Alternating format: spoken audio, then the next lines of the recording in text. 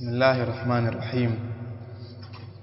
الحمد لله رب العالمين والعاقبة للمتقين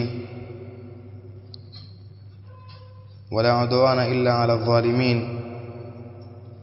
وأشهد أن لا إله إلا الله وأشهد أن محمدا عبده ورسوله. أما baada ya kumhimidi Allah subhanahu wa ta'ala na ziada za khairi kumtakia mtume sallallahu alaihi wasallam, tupo ndani ya muendelezo wa ratiba ambayo tulitajiana kuendeleza ya kitabu ama risala al-usul thalatha, na pia tuliyaona yale tuliyoyaona katika majalis tatu za mwanzo zilizotangulia katika wiki iliyopita. Tukaona utangulizi wa yale mambo ambayo yapasa kila mmoja ajifunze, tukaona dalili zake kwa munasaba walivyotoa maelezo Sheikh kwa ufupi, na pia vile vile leo biidhnillah tabaraka wa taala tutaendelea mbele na mambo mengine, mambo ambayo kaelezea ndani ya hii risala ya Sheikh rahimahullah. Leo kipengele ambacho anaendelea nacho kina munasaba na kuelezea yale mambo ambayo ndio unwani ya kitabu. Anakwenda moja kwa moja kuielezea kwa ujumla, kadhalika pia atakwenda kwenye kunako kutaja kwenye kunako ufafanuzi wa kila kimoja katika hayo mambo matatu.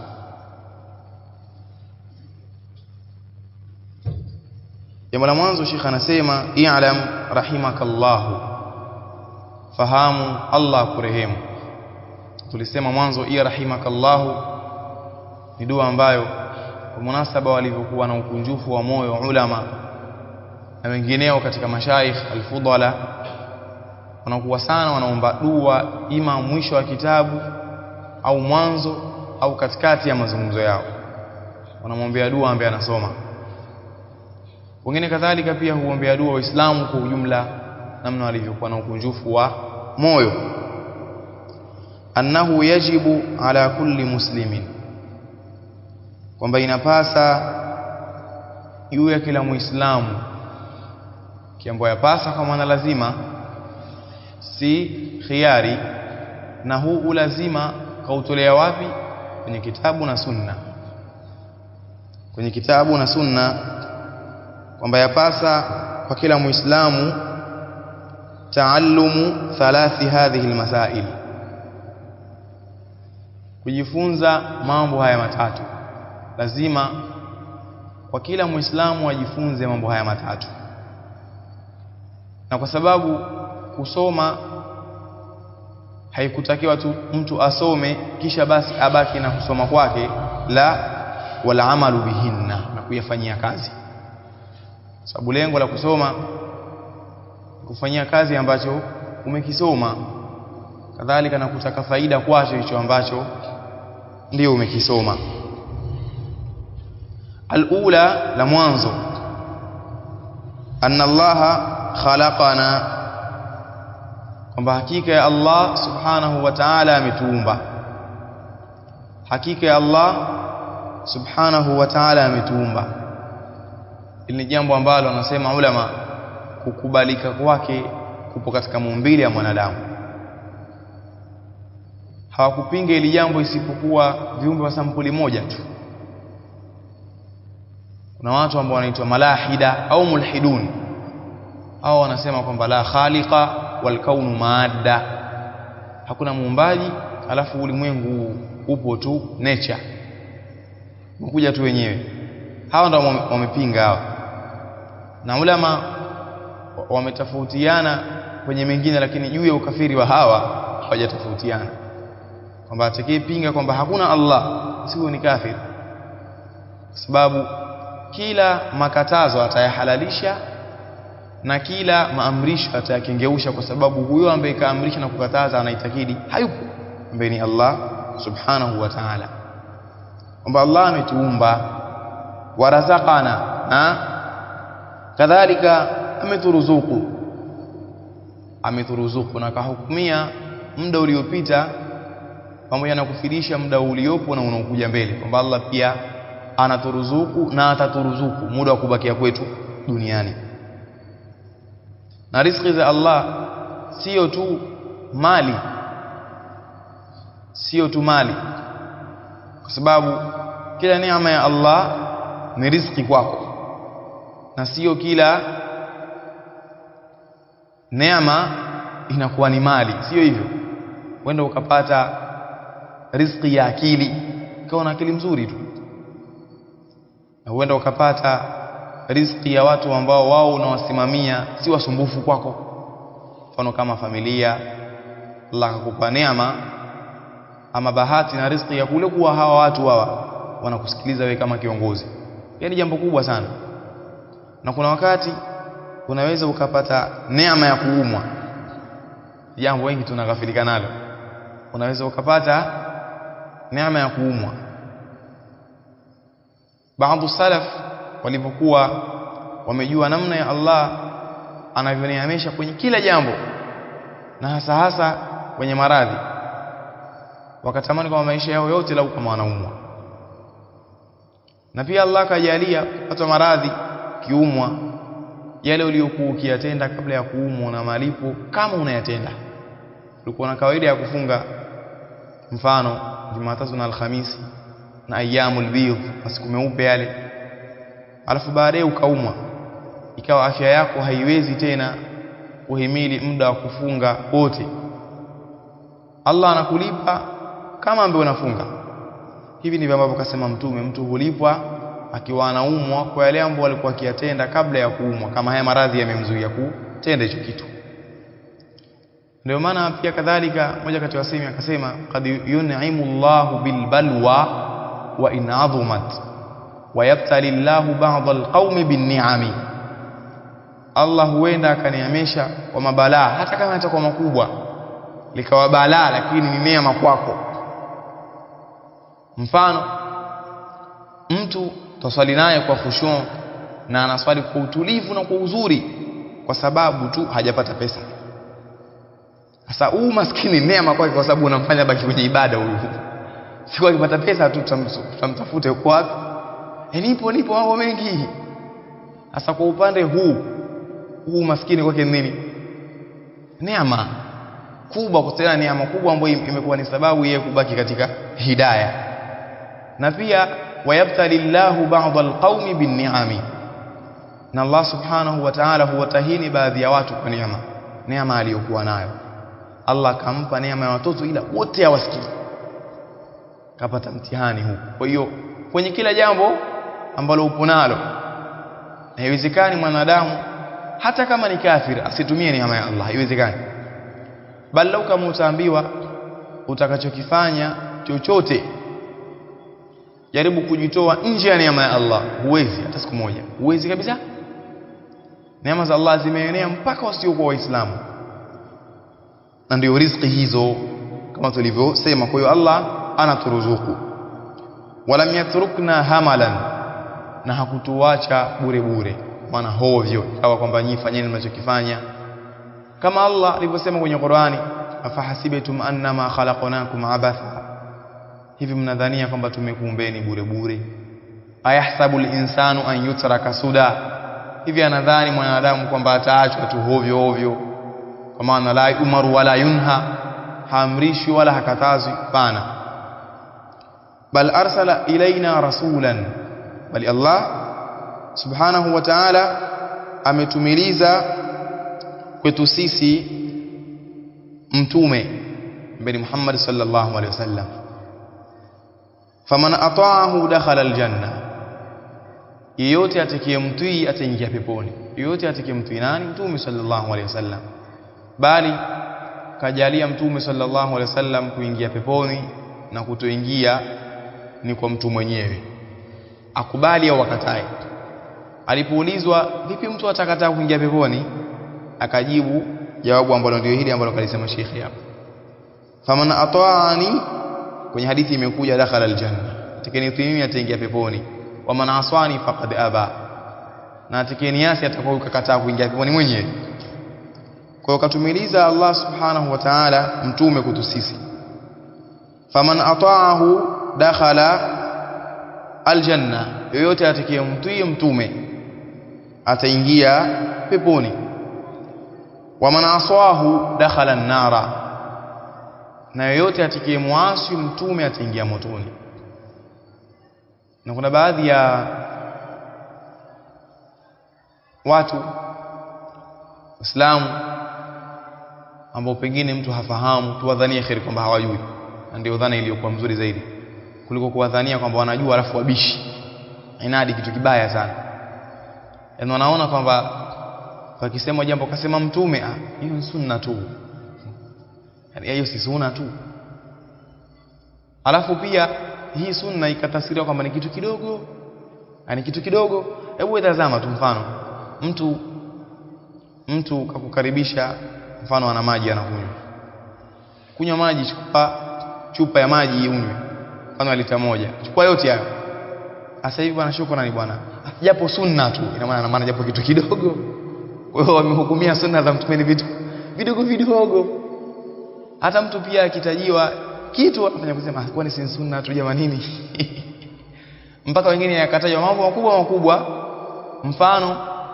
Mfano jambo la isbalu thiyabi, nguo kuvuka kwenye macho mawili ama fundo mbili za miguu. Le jambo Mtume sallallahu alaihi wasallam kataja moto kwa atakayekuwa nalo, kwamba atakayefanya vile akawa anaiburuta mpaka chini ya miguu, huyu basi itakuwa anakwenda motoni. Sasa cha kushangaza sababu ya Uislamu, kwani si sunna tu? Hivi kama ni sunna, tuulizane kwa akili ndogo. Kama ni sunna kwa maana hiyo kwamba umeacha kitu kidogo kikupeleke motoni basi. Mtume akasema ma asfala min al-ka'bayn min al-izari fa fi an-nari. Sunna ndogo tu. Kwa hiyo sio hivyo. Haina maana hiyo.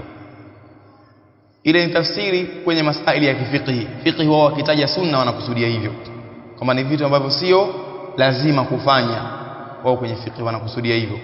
Lakini tukija kwenye itikadi, tukisema jambo sunna tukusudia lazima, aqida inaelezea hivyo. Fiqhi wao wanasema kwamba ni jambo ambalo bwana mtu akifanya apata thawabu, kiacha hapati dhambi. Huwa ma yuthabu fa'iluhu imtithalan wala yu'aqabu tarikuhu. Fuqaha wao wanasema hivi. Lakini wanachoona wa aqida wao wanasema falyahdhari alladhina yukhalifuna an amri an tusibahum fitnatun au yusibahum adhabun alim. Watahadhari wale ambao wanakwenda kinyume na maamrisho ya mtume, katika hayo ni yale aliyosema kwa ujumla. Kwa hiyo pia sio sawa pia ili jambo la ihtiqar kwamba si sunna tu kidogo, yani kitu kidogo tu, hata kula pia sana kwenye kula tupate sunna tu kidogo. Hii sio sawa.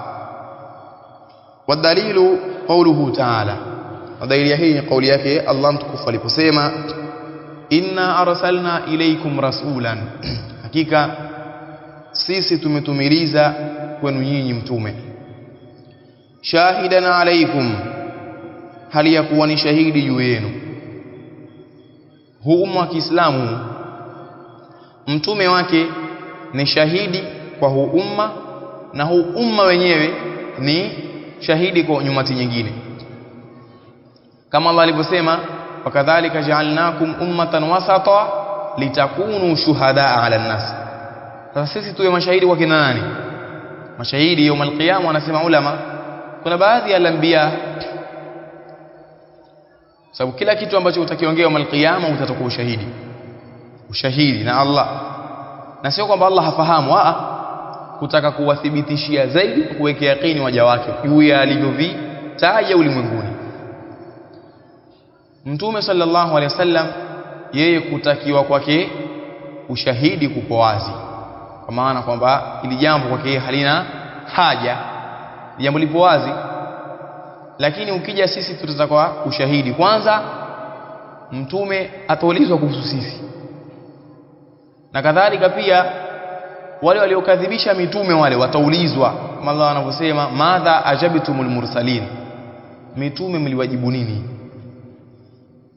Sasa ndio hapo sasa Allah anasema yaumul qiyama, ndio pale sasa kila mmoja tulikuwa hivi zile nyudhuru nyingi, kwa sababu mwanadamu ni mbishi. Mpaka mbele ya Allah kuna watu watapinga, mbele ya Allah, yani mbele ya aliyewaumba Allah ataleta ushahidi. Sasa kuna wale ambao wao walilingania wakakataliwa dawa yao, kama mfano Luti hawakumwamini yeye mji mzima isipokuwa watu wawili, wale binti zake wawili, mkewe na kijiji kizima hawakumwamini. Urdun ama Jordan nzima, kwa sababu wanapatikana Jordan nzima ile hawakumwamini hata mmoja katika watu wa nje, hata mmoja, bali wote. Hii ndio hali ilivyokuwa. Sasa wale kuja kuthibitisha ukweli wa dawa yao, tutuulizwa sisi, kwa sababu Qur'ani imeeleza wale, na sisi tulitakiwa Qur'ani tuisome. Kwa baada ya kusoma Qur'ani sisi tutatoa hoja kwamba wale walilingania Rabbi wale kadha, au sisi tutakuwa mashahidi dhidi ya watu au kwa watu Waislamu. Na watakao kuwa mashahidi katika huu umma ni wale ambao wameukubali Uislamu. Hapa pia tufahamu, kwa sababu umma wa Mtume sallallahu alaihi wasallam umegawanyika sehemu mbili. Kuna ummatud da'wa na ummatul ijaba. Umma wa ulinganizi, kwamba wale ambao wote wapo katika hizi zama, wote Wakristo, Mayahudi, wote hawa ni umma wa Mtume. Tukizungumzia kwenye munasaba wa kule, huwa hawa wapo chini ya ulinganizi wa nani? Mtume. Ndio nabii ambaye katumilizwa kwao na ndio mtume wao. Ila tukija ummatul ijaba ni wale waliokubali baada ya kulinganiwa hawa, na hawa ndio wale ambao wao litakunu shuhada ala nas, ndio hawa. Kama mpaka manaswara, kwa sababu hapo katika zama zetu mfano, au Wakristo Mayahudi nao watakuwa mashahidi, la sio hivyo. Na kama ni kutoa sisi ushahidi, basi ni dhidi yao, sio wao kutusisi hao, dhidi yao, si hao kuamini. Kama arsalna ila firauna rasula, kama tulivyotumiliza kwa Firaun mtume, kama tulivyotumiliza kwa Firaun mtume ambaye ni Musa alayhi salam. Fa'asa Firaun ar-rasul, Firaun akamuasi mtume, Firaun akamuasi mtume. Julikana kwamba alikuwa na hali ya takabur, alidai uungu, kadhalika pia akajifakhiri kwa mengi sana. Lakini vyote hivyo Allah subhanahu wa ta'ala akaja akamuua kifo cha udhalili, akamuua kifo cha udhalili, kama ilivyo wakaangamizwa kwenye maji. Allah anasema hatta idha adrakahu algharaq. Kwanza imeanza aya wajawazna bibani israila albahra, siku ambayo Musa aliambiwa atoke. Maana Yusuf aliwaingiza Mayahudi Misri, Musa akawatoa Misri, Kwa hiyo wakati wanavushwa katika bahari, Allah anasema wajawazna bibani israila albahra, tuliwavusha wana wa Israeli katika bahari. Tokea mengi mpaka kuipasua bahari Musa kwa fimbo yake, na yote yani matukio ambayo yamethibiti ndani ya Qur'ani. Fatba'ahum Firaun wa junuduhu baghyan wa adwa, akawafata wao Firaun na majeshi yake kwa uadui na dhulma.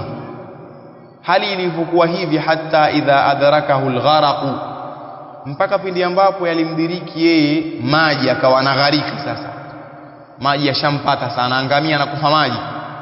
Hapa sasa qala amantu, akasema nimeamini, annahu la ilaha illa alladhi amanat bihi banu Israil, kwamba hakuna muabudu wa haki isipokuwa yule ambaye wamemwamini hawa na Israeli.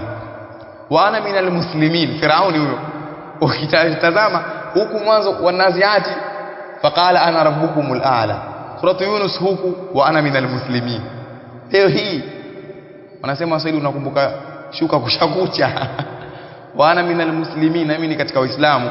Allah akamwambia ana hivi leo waqad asaita qablu, na uliasi kabla ya hii leo, wa kunta minal mufsidin, na ukawa wewe ni katika ambao ni wenye kufanya ufisadi katika ardhi.